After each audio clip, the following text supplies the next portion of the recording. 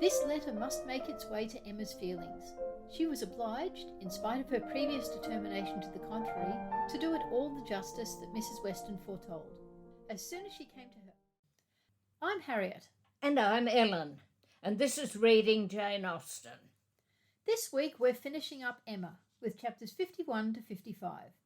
So let's start with your 100-word summary. No, let's start with your 100-word summary, Okay. Because I've done something a bit different. Well, mine was really hard to get down. The original draft was 240 words. Yes. So it's almost a series of standalone sentences. Yes. Emma and Mr Knightley talk about Frank's letter and then about their marriage. Mr Knightley says he will live at Hartfield. Harriet goes on a visit to London. Emma calls on Jane, but they can't talk much as Mrs Elton is there.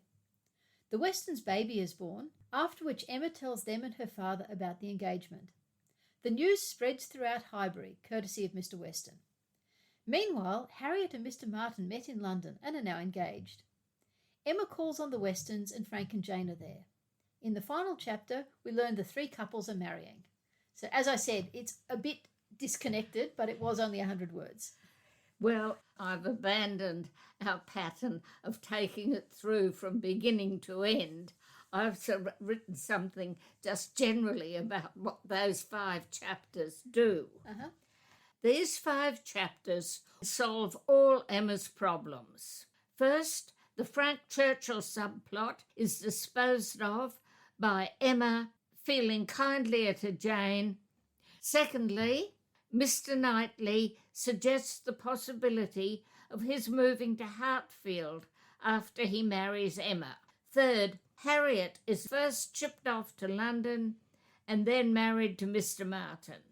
With Harriet out of the way, they can delay telling Mr Woodhouse until Mrs Weston has had her baby. Mr Woodhouse is brought to accept that the marriage will eventually take place, but fortunately there is a local spate of chicken and turkey robberies, and he no longer feels safe without one of the Mr Knightleys living in the house. You did include a lot of the detail that I had in my first draft and then cut out. Yeah. Since you did your 100-word summary as a general thing, should we start if you have any general comments and then go through it chapter by chapter? Yes. Well, it just strikes me that this book is quite different from the other novels in that so much of it is there after the proposal. There are another 5 chapters. And what I'm just thinking is Emma is a novel about a girl who gets herself into a real muddle.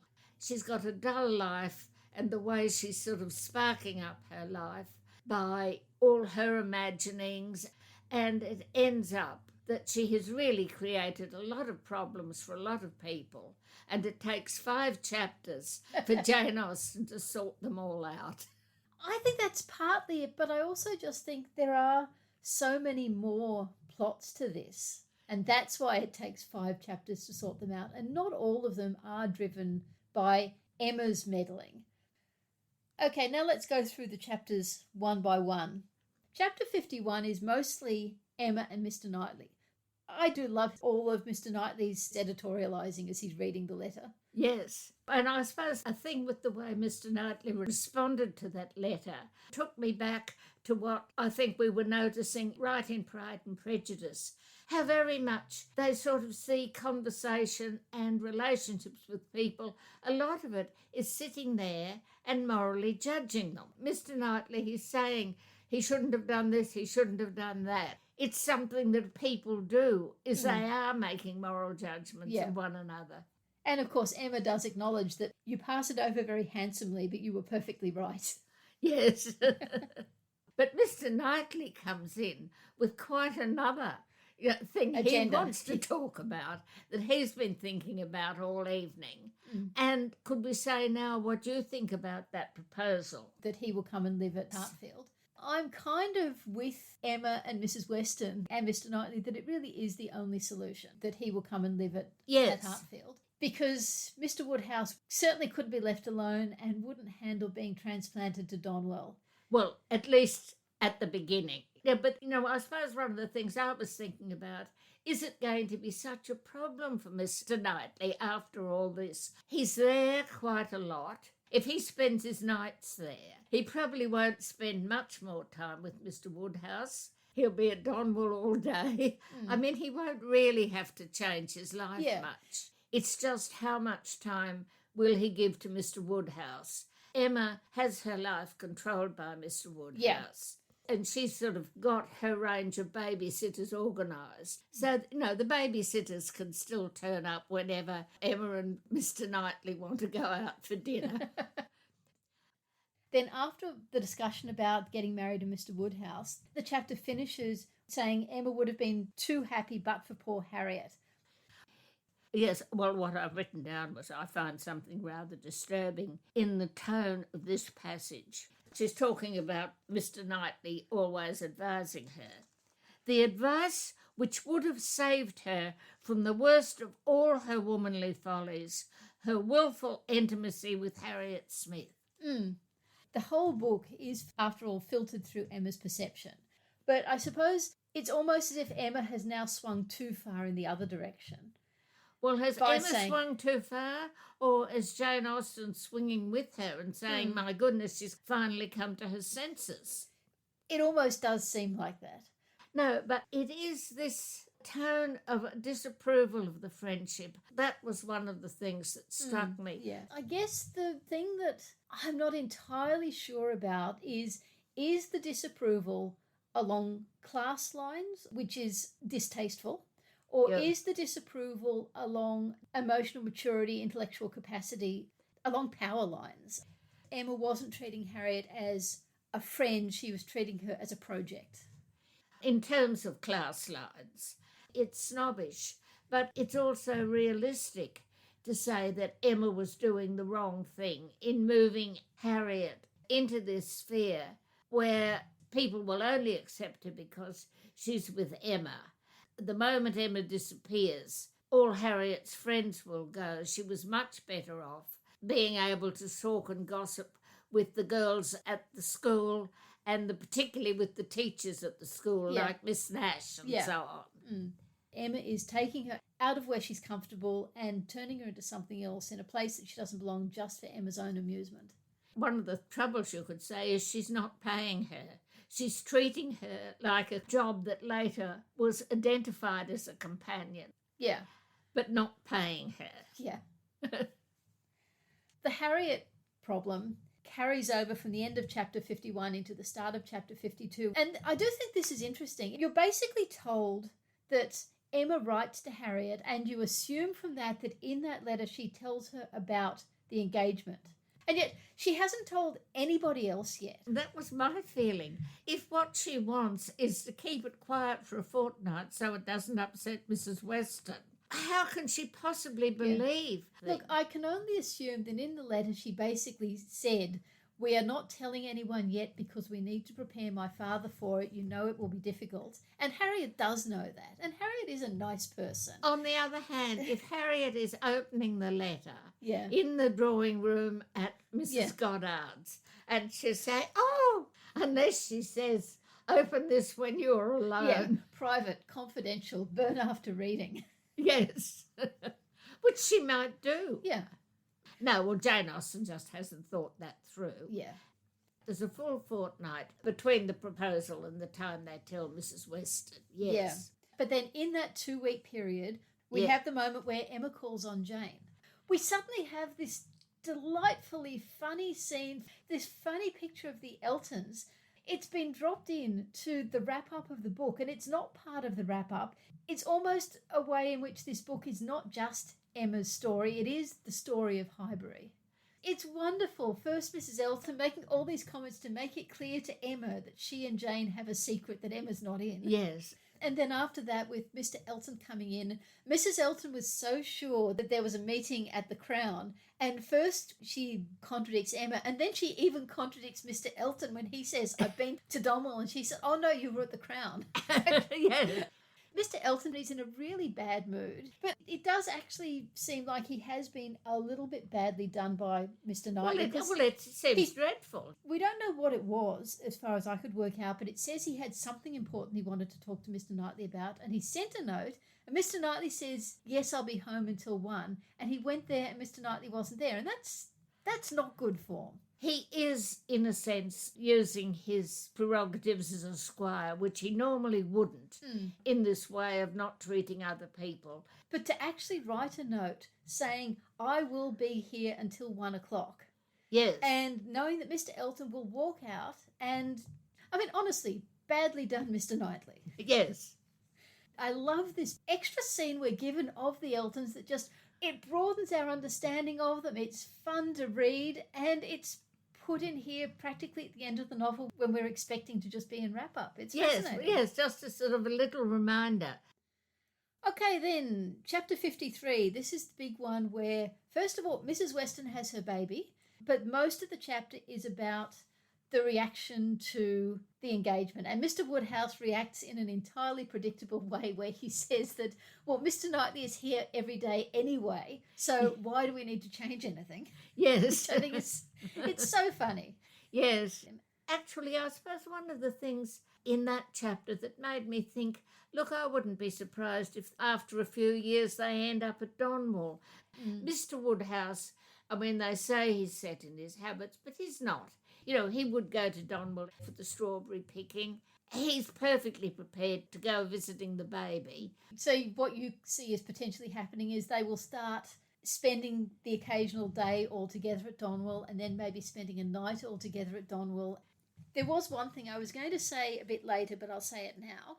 I was vaguely aware of it, but this was highlighted in the footnotes in my Cambridge edition that says, William and Richard Arthur Austen Lee report that Jane Austen's custom of following her creations outside the printed pages enables us to say that the Knightleys' exclusion from Donwell was ended by the death of Mr Woodhouse in 2 years' time. Oh, well, yes. So that was what Jane Austen said. At the end of the day, though, the book finishes where the book finishes, and Jane Austen said this, but we can decide that if we want to. Yes. Then, of course, the entirely predictable Mr Weston says, oh, yes, obviously it will be a secret. But then the next day he goes and tells Jane. And it says it was no more than the principals were prepared for. They had calculated from the time of its being known at Randall's how soon it would be all over Highbury, and were thinking of themselves as the evening wonder in many a family circle. Yes. They are so aware of the social context in which they live. They feel they owe it to their neighbours to let them know at some point. They also have that amusing discussion about Emma always calling him Mr Knightley. Yes. And her saying that she will call him George once on that day when N takes M. And I had always known that that was a reference to the marriage service. I've never understood why the marriage service uses N and M as placeholders, but I've always understood that to be the case, and it wasn't until quite recently that I suddenly realised it's also a pun on N for Knightley and M for Emma. Oh, right. Do you think so? I think, well, I heard someone say it somewhere and it struck me as, yes, that's so obvious, and I completely missed it. But there's still one big plot thread hanging at this point, which is Harriet, and that is tied up in chapter 54. Yes. When you have this scene of Mr Knightley telling Emma about Harriet and Mr Martin getting together. And I think we talked about this briefly, either when we were talking about Harriet or when we were talking about Mr Martin, the fact that it's Mr Knightley who gets them together because he's the one that gives Mr Martin the thing to take to London. And I do wonder, when he sent Mr Martin, did he deliberately do it to throw Mr Martin in the path of Harriet? In which case, did he, in his letters to his brother John, say, oh, and by the way, if you invite Mr Martin to stuff with Harriet, that would be much appreciated? I'm on the fence about how intentional it was on either part, but I do think for all of Emma saying, I made the match between Mr and Mrs Weston, Mr Knightley and Mr John Knightley, intentional or not, they were highly influential in the match between Mr Martin and Harriet. So that's the big significant thing that happens in this chapter, is wrapping up the Harriet plot. But then we do also get a final scene between Frank and Emma. So we get to hear Frank in his own words as well as in his letter. And for all him saying, I'm so sad I behaved so badly, him being so proud of himself for having got hold of Jane and laughing at the teasing her about Mr Perry, which was so miserable for her. Yeah. And yet he just treats it as funny. Yeah, he's claiming that he behaved badly and he says he was miserable. But then Emma really puts her finger on it when she says, not quite so miserable as to be insensible to mirth. I am sure it was a source of high entertainment to you to feel that you were taking us all in. Perhaps I am the readier to suspect because, to tell you the truth, I think it might have been some amusement to myself in the same situation. I think there is a little likeness between us. Yeah. And I think Emma is spot on there. He was getting a kick out of it. He just didn't seem to notice that Jane wasn't getting a kick out of it. He doesn't mind teasing Jane, and he doesn't register how much she dislikes being teased.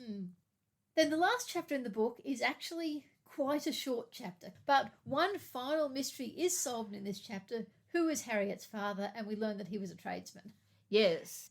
It says no objection was raised on the father's side. The young man was treated liberally. Does this mean that her father settled a decent sum of money on her? I'd say so, yes. I mean, it sounds as though she turned out to be a pretty good wife. She brought something to the marriage beyond a pretty face.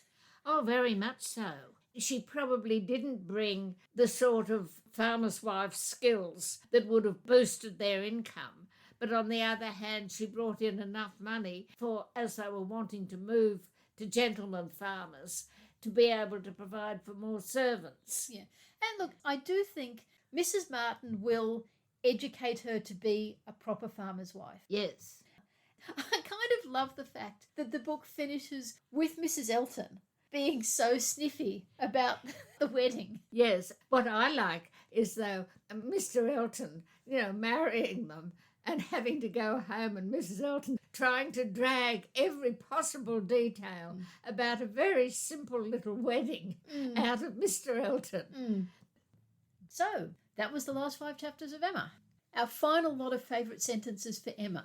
Right. What was yours? Well, the one I've chosen, it seems to me almost it shows a sort of change in attitude with Jane Austen's towards Harriet and the Harriet-Emma relationship. She seems to have been fairly supportive of Harriet up till now. And then right at the end, Mr Knightley, always so kind, so feeling, so truly considerate to everybody, would never deserve to be less worshipped than now. And it really was too much to hope, even of Harriet, that she could be in love with more than 3 men in 1 year. I do feel the tone is, more unsympathetic to Harriet than she is almost anywhere else in the book. What about yours? Well, my favourite sentence is quite a short one. It's when Emma goes to call on the Bateses to see Jane. Yes. And she finds Mrs. Bates and Mrs. Elton in the room. And then it says, Miss Bates was out, which accounted for the previous tranquillity, which I think is really funny. But also, I've never appreciated Miss Bates before, this close reading of Emma, and properly reading her this time. Yes, her absence does make everything more tranquil, but imagine what the book would be like if there were no Miss Bates. Yes. She's just such a crucial part of the story. Yes. And so that was kind of why I picked on that, because it's funny, but it also made me think what she adds to the book. Yes. So, yes, that was Emma. And I've got to say, just thinking about this experience of doing a close read of the book, I have always thought that Emma is the most technically brilliant of Jane Austen's books, and also the one that I don't like all that much. Yes. And doing this reread, I've moved from thinking it's the most technically brilliant to being in absolute awe of how technically brilliant it is. Yes. It's just the way those plot threads are woven and all of those clues you're given, they're in plain sight, but in such a way that you don't see that. It is just amazing. And another thing I've got through this close reading of Emma is a view of Mr Woodhouse and the burden he puts on Emma. Because up until now, he's introduced as being described as a valetudinarian, and I've just accepted that positioning of him. Or, some people also say hypochondriac, but once I looked up what valetudinarian means, I think Jane Austen's word is the right one. But you remember way back in the first episode we started to talk about him being cognitively limited, whether it's a recent decline or whether he's always been like that.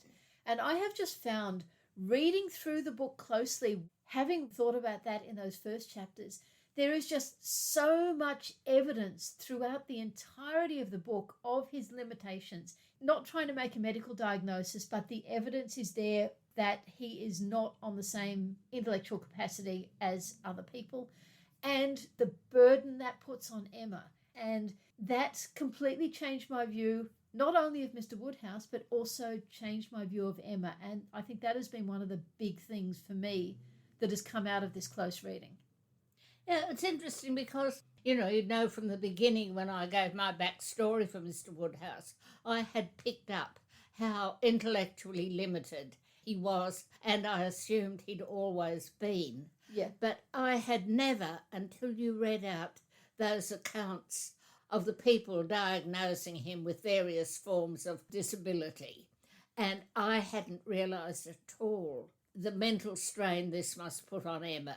And having brought that up at the beginning, I didn't change my view of Mr Woodhouse, but what I changed enormously was my view of the burden it put on Emma and how absolutely perfect she is in the way she handles him. It's so easy when reading the book, as I have done until now, to miss the burdens on her.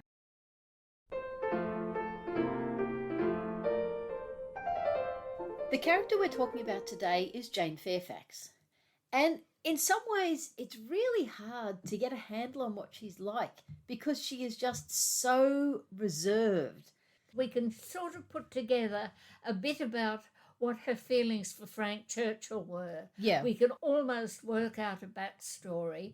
You say to yourself, why on earth would a reserved woman like that be so attracted by Frank Churchill? Yeah. But obviously something there. What we can't work out is really what her feelings about Emma were. Well, see, I think there is a question about how reserved she is naturally, because we do get a couple of little moments of openness with her, like that secret smile over the piano, but more importantly, that moment where she's looking forward to the ball at the Crown, where she says, "Oh, Miss Woodhouse, I hope nothing may happen to prevent the ball. What a disappointment it would be. I do look forward to it, I own, with very great pleasure." And I was just thinking, when she met Frank at Weymouth, they were going out at boats and they were going to balls. So how much of this reserve is innate to Jane and how much is because she was acting a part and she felt guilty about it, and so she had just so much shut herself down? But after all, she was reserved with Emma. I mean, this goes back till they were 10-year-olds. Yeah. So I find her with Emma. There was never any real reason why she should be reserved from when Emma was 10, 11, 12. I'm just wondering if when she came to stay with her aunt and her grandmother, if they were still talked a lot about Emma. Oh, Emma is lovely, Emma is pretty, because they doted on Emma as a little girl, Mr Knightley tells us. And so, have we got a situation in the past where Jane was aware that she was sort of feeling envious of Emma and that this is a bad feeling and I must do something about it. And so she won't respond to Emma. That might explain it in the past. I do think, though, for what we see in the book, most of her failure to respond to Emma is because practically the first thing Emma is saying to her is, "Oh, I hear you met Mr Frank Churchill in Weymouth. Tell me about it." Yes. Oh, no. I mean, it's all made, much harder when she's there. Her reserve during that period, she's got to be reserved with everyone. Well, no, she's even a little bit open with Mr John Knightley. He makes that remark about, "You'll stop caring about the post office one day." And she says, "Oh, I can't see a time when I'll ever be free of the post office." Yeah, she is very open with him. That's the most open conversation she has until after the engagement is revealed. I guess thinking about the amount of reserve we see from her in the book, I agree, she probably is innately a somewhat reserved character. But I don't think that level of extreme reserve is necessarily the real Jane. I think the real Jane is a little bit more open, and I think that was what Frank saw in Weymouth. But we've still got to hold Mr Knightley's response to Mrs Weston, where he says, I like an open character. Yeah. And he again has known her since she was a baby. Yeah, true. I still think she was probably slightly less reserved than we see in the book. Now, we had an email from a friend of the podcast, Serene, who I mentioned last time, particularly when we were talking about the piano.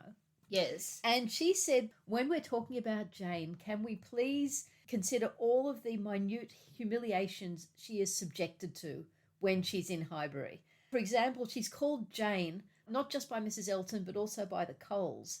And it's not just a too intimate vulgarity, it is actually almost an insult, because Serene says, literally no one else who is not a servant is referred to by their first name to others, not even Harriet. That's a really interesting point. You can see the difference it must have made to her coming from the Campbells, where they have one sort of manners, and then she comes back to the Bateses. She must be feeling she's moved into very vulgar society.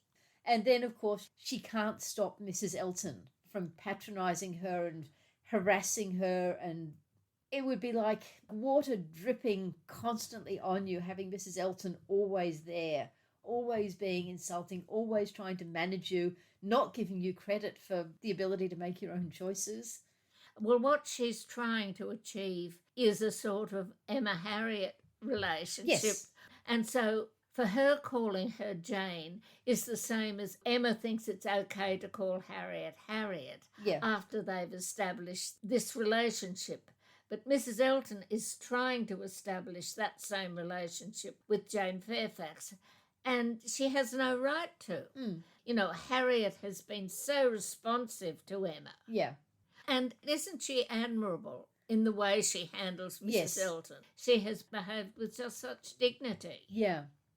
Now, another thing with Jane, I was thinking about this.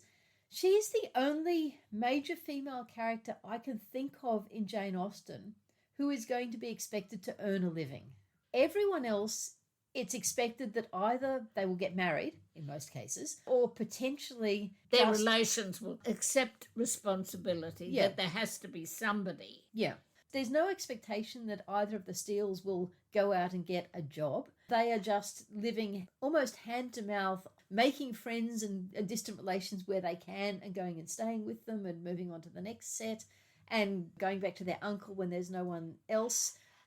The Bennet girls are not going to have very much money at all when their father dies if they're not married. That'd be really badly. Yeah, there's been no suggestion that they are going to go out to be governesses. There's no suggestion that the Dashwood girls are going to go out to be governesses. I mean, I suppose that Jane and the Campbells are a lot more realistic than Mr Bennet with his 5 girls and his inability to save any money for them. Yeah. Part of the trouble is, what could these women have done? Jane Fairfax has been given all this really good training, which she can use as a governess. Yeah. I mean, she hasn't been given it as training for a governess. Well, she probably has. Everyone seems to have known she's going to be a governess. Yeah, having said that, probably there was also the hope, unspoken, that being brought up by the Campbells with their daughter in their community, in spite of her lack of fortune, she might find someone to marry her. And she did. Yeah, which she did. But she had an understood backup arrangement that if she doesn't find a husband, she works as a governess. Everybody else's backup arrangement, the Steele girls, Fanny, whatever, the backup arrangement is, I will exist on the charity of my family. After all, that was the situation with Jane and Cassandra. Well, yes. They never thought of anything except being dependent on their brothers, and thank goodness they had Edward, because none of the others would have been able to support them. Yeah. Just one last thing I wanted to talk about with Jane. It's an article I read in the Austen Connection newsletter from September 2021 called Jane Fairfax Drops the Mic.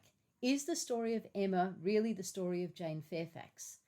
And one of the things it says is that the biggest thing Jane does is she breaks it off with Frank Churchill. She takes back her own agency. Austen shows us that a smart, accomplished, poor and of no consequence woman who is mistreated by a gallant, soon-to-be wealthy fop has a choice in the matter. As precarious and dangerous as her situation is, she can choose the instabilities and ignominy of domestic service, and she can bloody well choose not to submit to an unworthy man.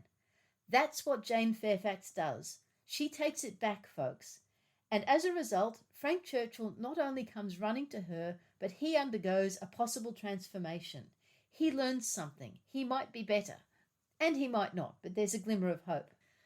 What had occurred to me is this is Jane Fairfax doing in the shadows what Elizabeth Bennet did right up front Yes. in Pride and Prejudice. Yeah. I suppose what struck me with Jane is you put that in the context of Jane is in love with Frank. She has had months of ill treatment from Frank, months of humiliation from Mrs Elton. And from Frank. He doesn't make it easy for her. Yeah. He keeps making all these little jokes which almost give it away. Yeah. Well, I think he thinks he's teasing her, but by the end, he's torturing her when he's doing that. She's certainly more and more humiliated. Yeah. But from that, she basically just says at the end, I'm not going to take this anymore. I deserve better than this.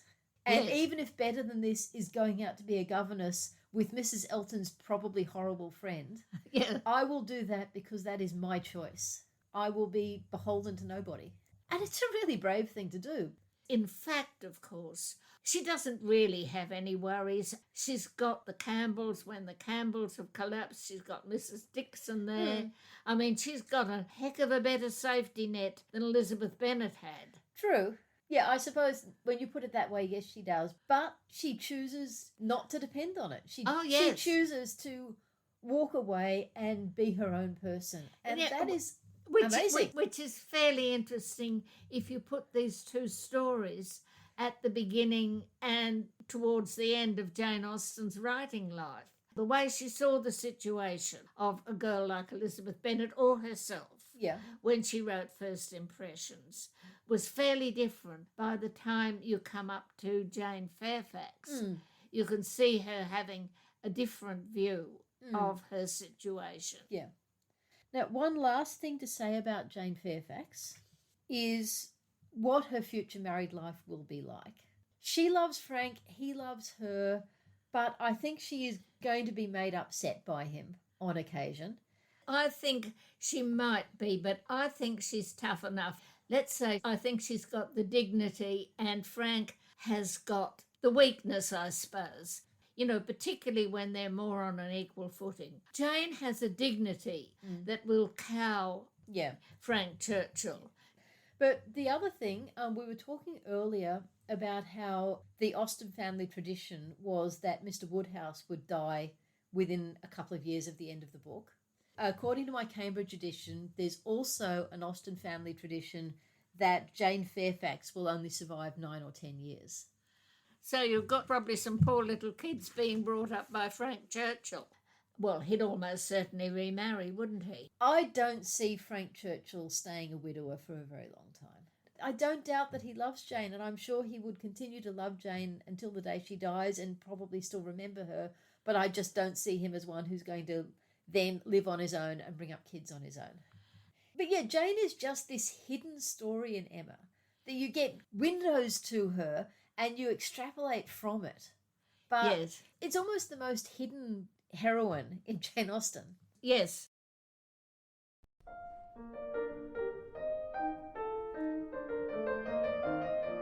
Before I start on the final historical piece, I want to come back to two questions I raised during an earlier episode. What is the difference between a vicar and a rector? And why does Highbury have the only vicar in all Jane Austen's novels? The answer I had found to the first question is best summed up in an internet essay called The Georgian Clergy. Vicar was originally the term for the parish priest in a parish where the patron, who was usually the local squire, retained possession of the great tithe, and the clergyman had to make do with the lesser tithes, though during the 18th century This use had broadened to become a term for any incumbent of a parish whose income, whatever its source, was paid to him by the patron. Unfortunately, this definition didn't answer the second question: why did Jane Austen choose to make Mr Elton a vicar? But I think I've now found an answer in a Charlotte Young book on the laws of England addressed to teenage boys. In the medieval period, she says, a great many abbeys and monasteries were founded and endowed with estates with churches upon them. When this happened, the monks considered that as they were clergy, they might keep the tithe of corn, the great tithes, as they called them, provided they employed a priest to reside there and attend to the parish.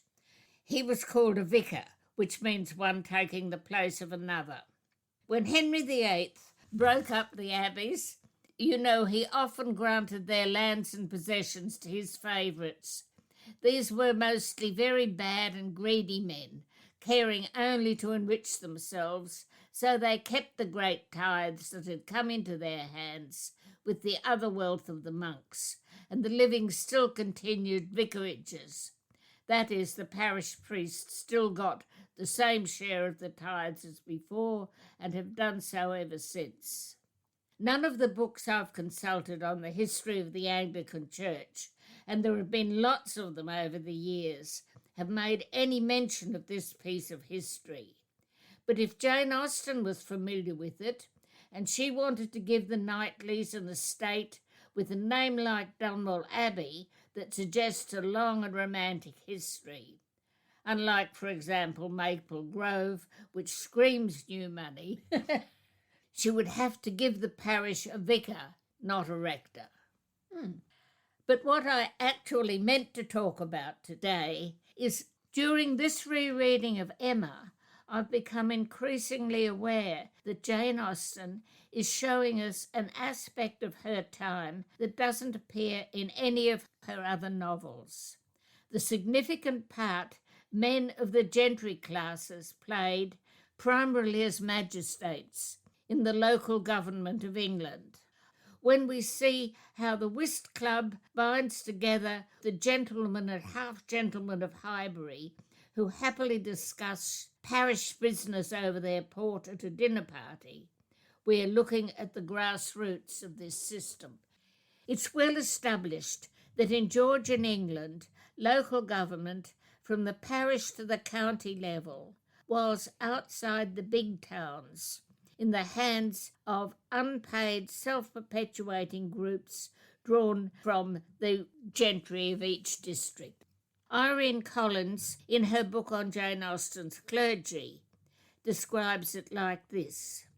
Each neighbourhood, in fact, constituted a microcosm of the governing classes of England, a society founded on land ownership and reinvigorated by trade, whilst despising the principles on which the latter, that is trade, was based. It honoured above all a leisurely way of life, which allowed its members to enjoy regular social intercourse and to engage in public service without thought of financial gain. In every sphere of government, local and national, personal contacts were valued more highly than political doctrine, while voluntary work was believed to guarantee higher standards of integrity than paid officials could ever achieve. A generation after Jane Austen was writing, Charlotte Young gave this rather chauvinistic description of the custom. There is a spirit in most Englishmen that makes them glad to undertake important duties and be put in authority without seeking gain.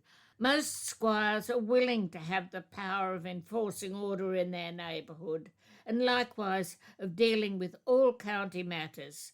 I mean the making rates to keep up the bridges, pay the police and the like.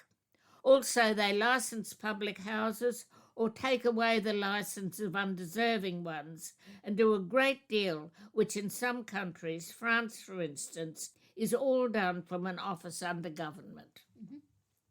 All the reference books I've consulted say that this English form of local government can be traced to the year 1195, when Richard I commissioned certain knights to preserve the peace in unruly areas. They were called Justices of the Peace and were responsible to the king for ensuring the laws were upheld.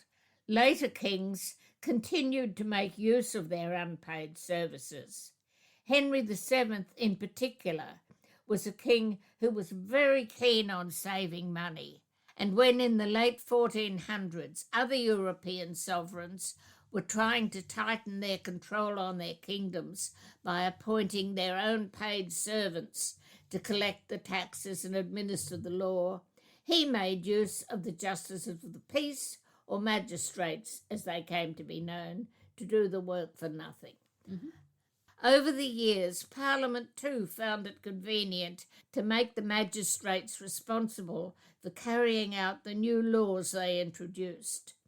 As Alan Lambert says in an internet essay called 650 Years of the Office of Justice of the Peace, it was on justices that the main burden of local administration fell, since not only judicial and peacekeeping, but everything from apprentices, the upkeep of jails, bridges and highways, the collection of window taxes, to poor law administration. And of course, since the magistrates were responsible for the lower levels of criminal justice, they were constantly meeting one another. At the lowest level, 4 or 5 local justices would come together to try summarily, that is, without a trial, minor crimes like trespass, this is Charlotte Young talking, trespass, tipsy rows, quarrels between angry women, small thefts. More serious crimes were then committed to be heard at the quarter sessions, where 4 times a year they met with all the other magistrates in the county town. We hear nothing in Emma about her character's involvement with any county business or the legal system.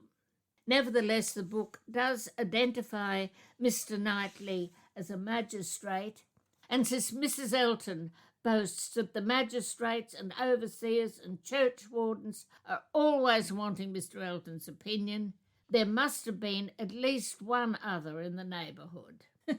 Perhaps I'm extending this too far, but I can't help telling myself that since we see Mr Knightley discussing parish business with members of the whist club, I can't help suspecting a whole system of male sociability linking the magistrates meeting in the county hall with Mr Elton and Mr Cole and Mr Cox playing whist in the large room at the Crown in Highbury. And another thing I've been wondering as I reread Emma, were there neighbourhood clubs in other small towns in Regency England? And if there were, was Jane Austen aware of this? Enigmatic references to neighbourhood clubs actually do turn up in 2 of Jane Austen's earlier novels. In Sense and Sensibility, Sir John Middleton asks the Dashwoods to dine with Lady Middleton on a day when he was obliged to attend the club at Exeter. And in Northanger Abbey, General Tilney tells Catherine that he cannot in decency fail attending the club. I really could not face my acquaintance if I stayed away now, for as I am known to be in the country, it would be taken exceedingly amiss. Might their clubs be more like the clubs in London?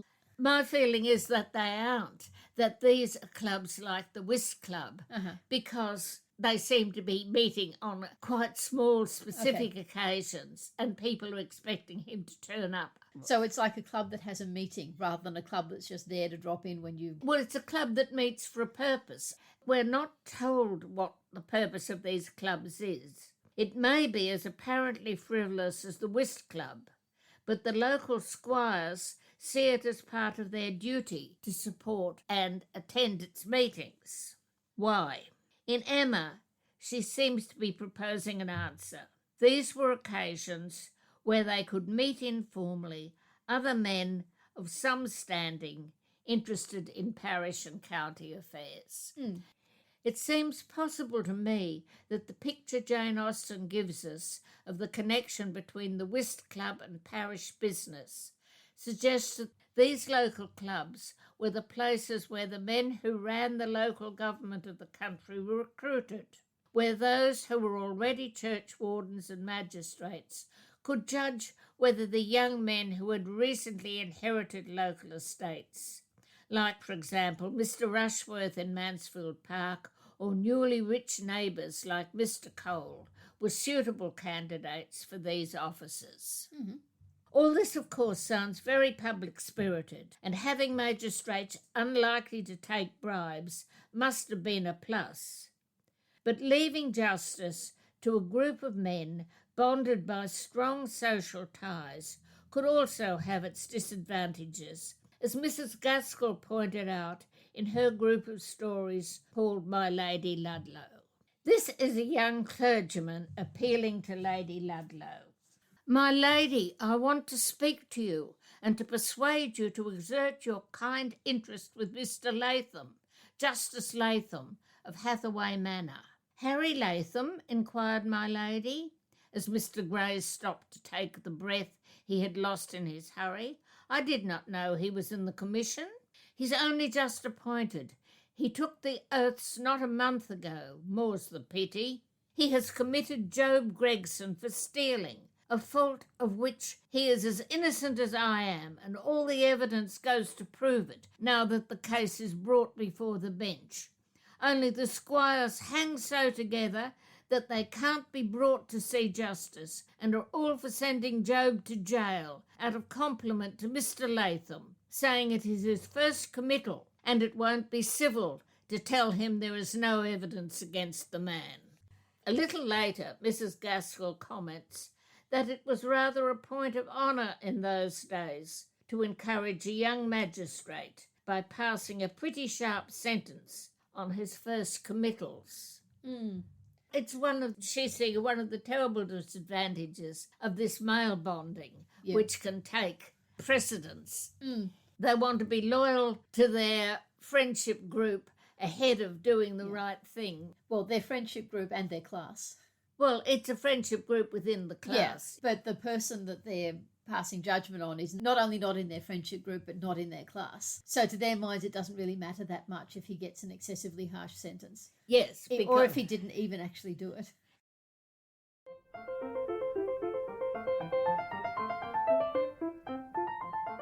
For the last week of pop culture about Emma, what I'm going to talk about is books that are retellings of Emma from the perspective of another character.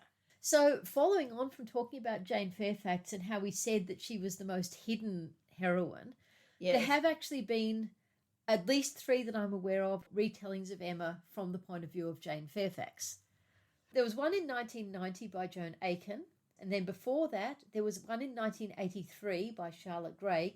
But I'm actually going all the way back to 1940, a book called Jane Fairfax, A New Novel by Naomi Royd Smith. Jane Austen fan fiction is a huge thing nowadays. According to Wikipedia, the first published book that we would probably consider to be fan fiction was a book called Old Friends and New Fancies, which was published in 1913. But the 1940 Jane Fairfax may be the first attempt at retelling the story from another point of view. Is this just of Emma? Oh, no, this is of Jane Austen generally. There may be others. I'm sure someone will tell me if there is, but it's the first one I'm aware of. Where did you find it? I had read this years and years and years ago. When we were doing the podcast, I remembered I'd read it. I didn't remember anything about it, so I went hunting it. And it was difficult to track down, and in the end, I managed to pick up a second-hand copy through ABE. Right. Most of it is not a retelling of Emma. Most of it is giving Jane Fairfax's backstory. Yes. It's divided into 3 books. Book 1 is all before Jane and Miss Campbell come out. So it's their teenage years, essentially, with various governesses. Then Book 2 essentially takes it into Weymouth and finishes with Miss Campbell's marriage. So it has Jane and Frank falling in love. Yes. And then Book 3 has Jane and Frank properly becoming engaged, then Jane getting sick, then the final chapter which is only 36 pages long, is a series of letters, and that is the only bit that deals with what happens after Jane arrives in Highbury. And what's it like quality-wise? It's not something that sort of you would have read as a 40s romance if you were reading people like D.E. Stevenson, who were writing romantic novels at that time. I guess it fits kind of into that, but there are a couple of other interesting things about it. One is that, like Old Friends and New Fancies, it brings in many of the other Jane Austen characters. And as well as Jane Austen characters, she brings in characters from a whole bunch of other books. Now, the only one I specifically recognised was Becky Sharp. But when Becky Sharp turned up, I thought, okay, we've had all these other named characters. And I started to Google a few of them, and there are definitely characters from books by Maria Edgeworth. There's probably others as well. I'm just not sufficiently familiar with late 18th, early 19th century literature to pick them all. But what they do with the plot is when Frank Churchill first turns up on the scene, they're living in London, and Miss Campbell definitely falls for him big time. But they go to Weymouth, and what you have is this parallel story of Jane and Frank falling in love at the same time as Mr. Dixon and Miss Campbell are falling in love. Mrs. Campbell has worked out, without saying anything, about Jane and Frank. Yes. Mr. Churchill Sr. has also worked it out, but the other person who knows about it is Mrs. Bates, who's not as deaf as she pretends to be, only when she doesn't want to hear something. If Frank calls and Jane's not home, she keeps him there with something to do, like mending her spectacles, until Jane gets back. She keeps Miss Bates out of the room so they can be there together. And at the end of the book, Frank has bought a house for Mrs. and Miss Bates, which is in between Hartfield and Randalls, which I think is nice. It sounds quite a taking sort of book, if it was well done. Look, it was not a great book, but I've read worse books. It had some things I liked about it. Yes. Chronologically, the next one I'm talking about is a book called Mrs. Goddard, Mistress of a School, Letters from Highbury, published in 1993. And it's by Joan Austen Leigh, who is the great-granddaughter of Jane Austen's nephew, James Edward Austen Leigh. So Mrs. Goddard has a sister who was widowed and has just remarried and is living in London and isn't altogether happy in her new marriage and is a bit frustrated that she's living so close to her sister but they can't visit. So these are letters that they write to each other. And part of the story is Mrs. Goddard basically telling her sister to get her act together and make her marriage work, which, spoilers, she does in the end, and they're happily married by the end. They've just had misunderstandings. Yeah. But the other thing Mrs. Goddard is doing, as she writes, is she's telling what's happening in Highbury, which includes Emma and Harriet and Jane Fairfax and all that sort of thing. Well, she's just sending off the gossip. Yes. Her sister in London, they live next door to a school and they semi-adopt a girl from this school who's not very happy. So what you get is this completely different story of this young girl who ends up falling in love with a sailor and getting married. Once the sister in London and her husband are getting on better, she shares all of Mrs. Goddard's letters, and her husband, after reading them all, says, well, I think Jane Fairfax and Frank Churchill are involved. So she lets him figure it out. It's two parallel stories. It's lightweight, but honestly, I found it quite enjoyable to read. It wasn't offering any extra insight or backstory of the Emma plot. It was just an observer passing on the gossip and a little bit of speculation happening. The next one I want to talk about, it's from 1999, and it's Diana Birchall's story In Defence of Mrs. Elton.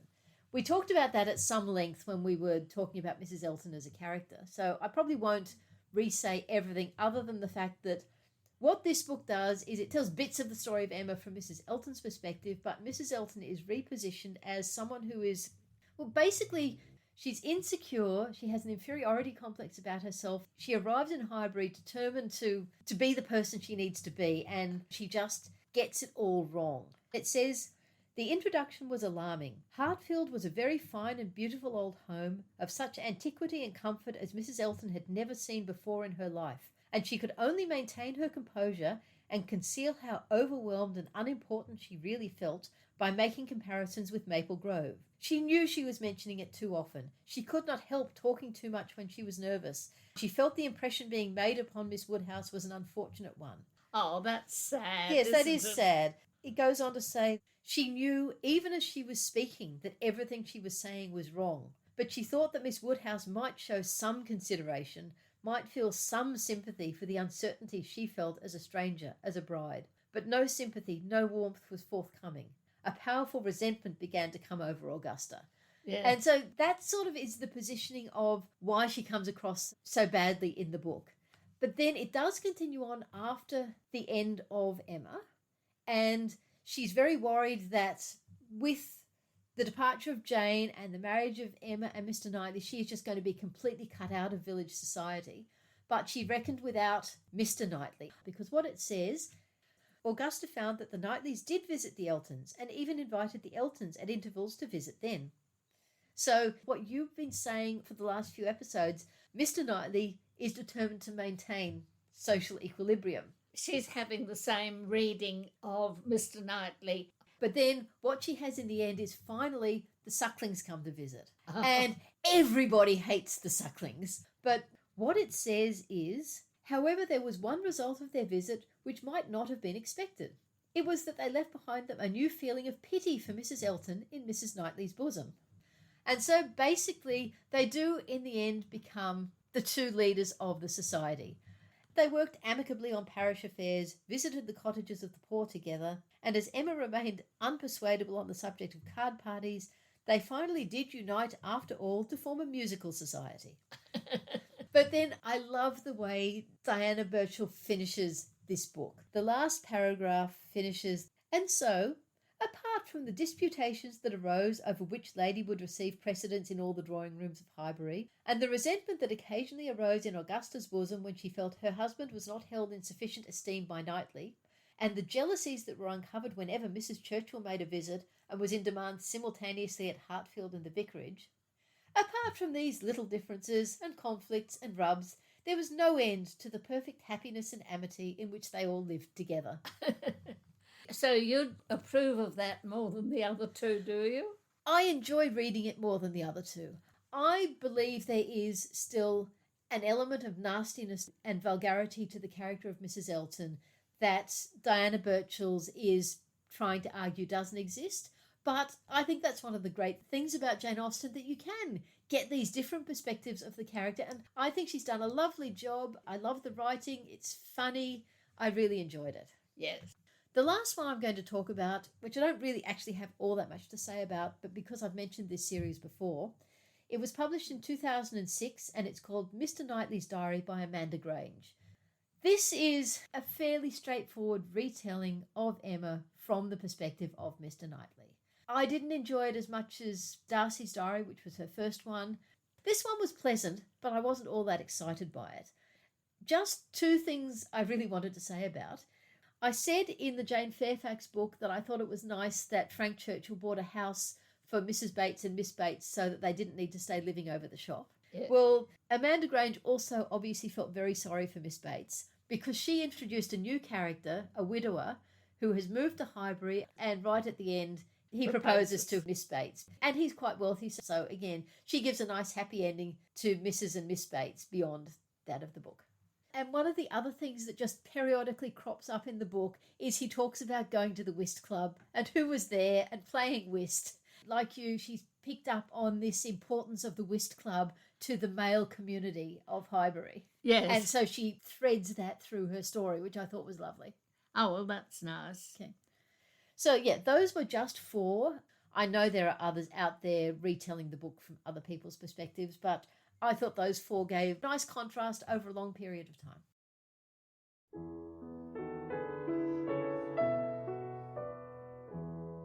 You've been listening to the Reading Jane Austen podcast with me, Harriet. And me, Ellen. This was the last episode of our Emma season. For our next season, we're going to be reading Persuasion. Well, of course, I'm really looking forward to Persuasion because, as you know, it's my favourite of Jane Austen's novels. I don't think doing a close read of Persuasion is going to be quite the same revelatory experience I've had doing this close read of Emma. I don't think I'm going to find as many aspects that completely change my interpretation of the book as I have with Emma, but I'm still really looking forward to going through it closely. I think I feel the same, partly probably because I've simply reread it a lot more often than Yes. Emma. But Emma has, as you say, been revelatory. Yeah. The structure of this podcast was inspired by Harry Potter and the Sacred Text. Our music is Creative Commons performances of pieces Jane Austen might have listened to. You can find us on our website, readingjaneausten.com. We're also on Facebook at Reading Jane Austen and Instagram at reading_Jane_Austen. You can email us at readingjaneausten.com or rate and review us in your podcast app. We hope you'll join us for our persuasion season.